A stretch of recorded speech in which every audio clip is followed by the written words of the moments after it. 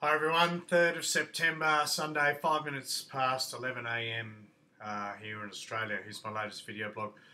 You know, funny thing is with these videos is that the landscape of cryptocurrencies are moving so quickly. Now, I did a video, I think it was on Friday afternoon, talking about the market cap and how it was an all-time high, and it was sitting at around about $177 billion, and everything was looking rosy. And I sort of discussed that at some stage we're going to see a correction. Although I was sort of going two ways. I thought it's going to keep going. When I talk about corrections, there's little small corrections, and then there's the major correction, like we saw in August or back end of July. Down through to August.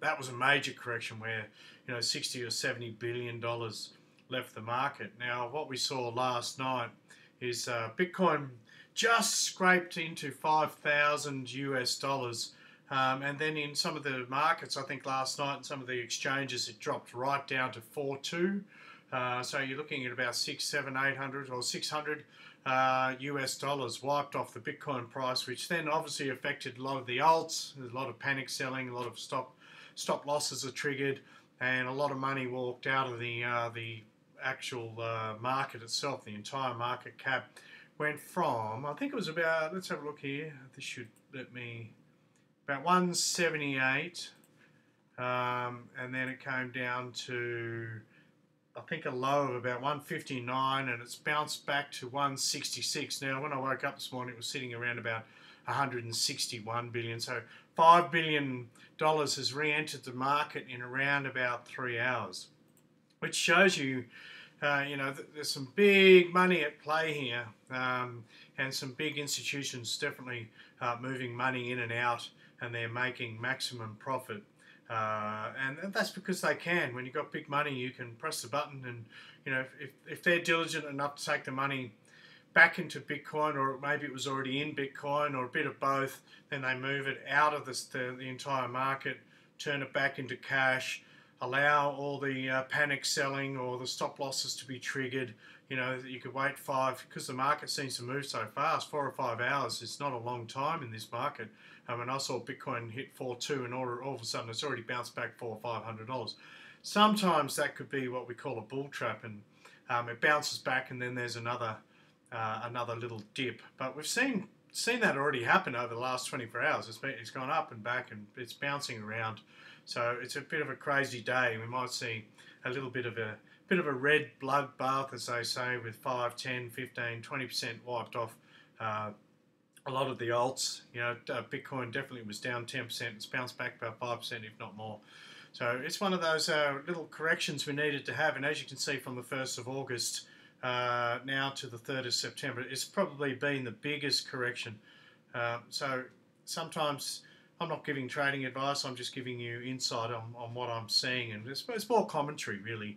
And that's sort of how I want to do it. If you were looking at buying, it's probably not a bad day. But again, it's I do believe it's going to keep on going. Within 2 days' time, I'll have to do another video about how it's at a new all-time high again. And over and over, to anyone that's new that's watching one of these videos, is that don't worry about what happens within a week.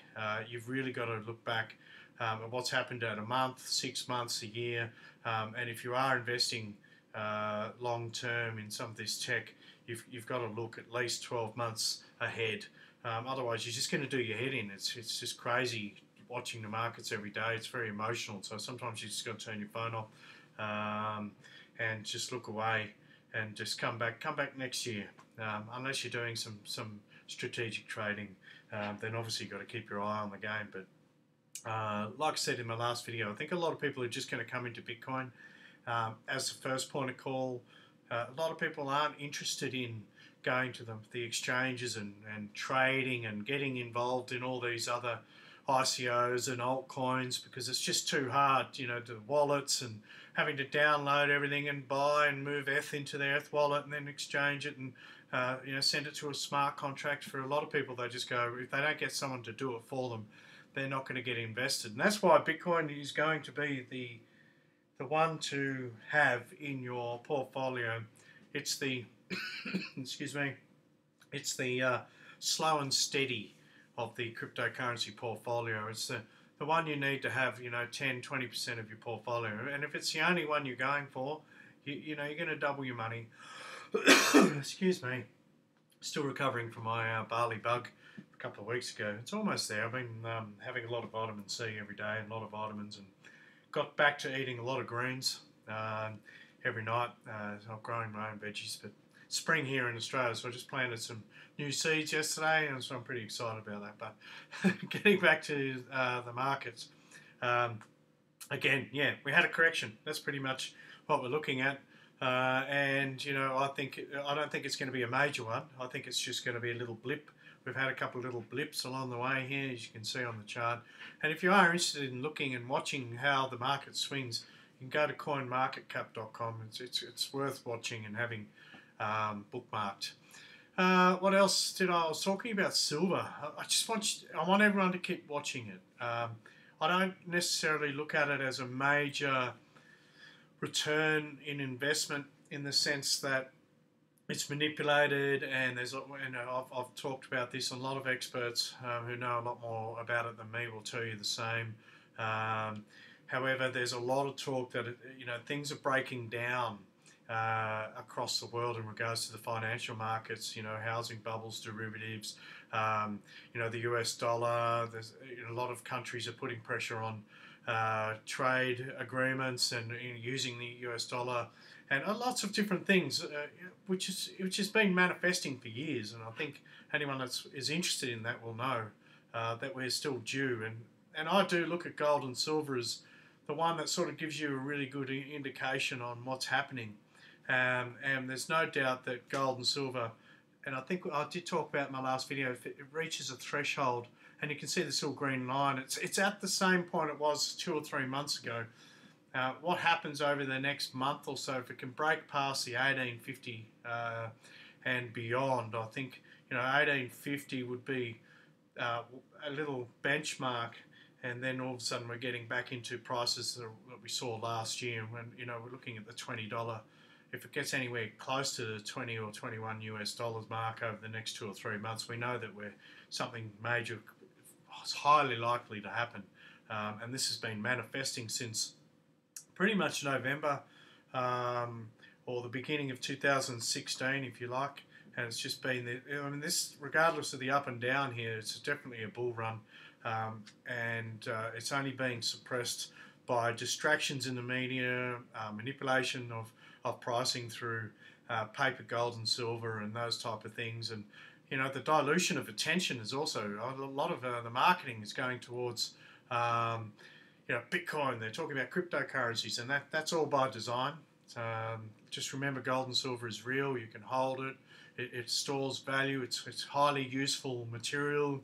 You can always sell it for something. It's used in the tech sector and the jewelry and all sorts of stuff. So it's worth having a proportion of your investment portfolio in gold and silver. Just dig a big hole, put it somewhere else, hide it. Don't store it in the banking system. Don't buy paper gold. That's not real. But that's up to you to work out what's right for you. But again, I'm just going to highlight that just don't take your eye off gold and silver. It is moving, and it's moving quite quickly in the last little period of time. But again, it could just get smashed down again, and that's the thing that we've seen over and over and over and over and over and over. But we are waiting for that signal that's going to indicate that we're about to hit the major market collapse that everyone's talking about. I'm almost manifesting it. I sort of want it to happen only because I've prepared for it. And when you prepare for it, this was major money to be made, which can be life-changing. However, the ramifications of a market collapse across the world are probably not going to be great for a lot of people. And that's where I sort of, you've got to just keep check on how you feel about all of these things. Money's not the big thing in life. I suppose for me, money gives me opportunities to contribute to society, and that's what I want. I've got lots of plans. And how do you get ahead? Sometimes you just need a bit of luck, and I think it's not just luck, it's preparation and understanding cycles and markets. But that's all I want to talk about today, short, sharp. I do have, thanks to one of my YouTube watchers, I do have the Alter report now from Half Past Human. Now, Cliff High did come onto my webpage, my YouTube, and have a bit of a sook. He just sent a one-liner. He didn't really send me a nice email or anything, and asked me not to give commentary and interpretations of his text. So what I'm going to do, I probably will do a video on this one. I probably won't put it up on the screen. I'm going to highlight sections of the text that I relate to, which I find interesting, and then I'm going to reinterpret it in my language to those, to my subscribers that are interested. And I do appreciate people sending me through these reports. I'm happy to pay for them and buy them myself, but that's just the way a free market works, and community support, and we sort of help each other out. So I will do a separate video on this. There's some really good language in this, and Cliff High does mention at the end of this that it's going to be the last Alter report. He's going to still do the Naked Wealth, which has all the cryptocurrencies. This is more about world events, so it's very interesting, and there's some pretty cool stuff in there, so I will do a video on it. However, again, I'm not going to show the actual report up on the screen, or if I do, I'll have bits of it sectioned off or something. I'll work out something in respect to Cliff, because I do respect his work, and he has come onto my page and asked me not to do it, but not with any parameters of what I can and can't do. So I'll leave it at that. That's all I got for today. Thanks for watching. Let me know what you think about gold, silver, global charts, and what's going to happen in the next month or so. Stay tuned for my next video, and appreciate all the support. Thanks, guys.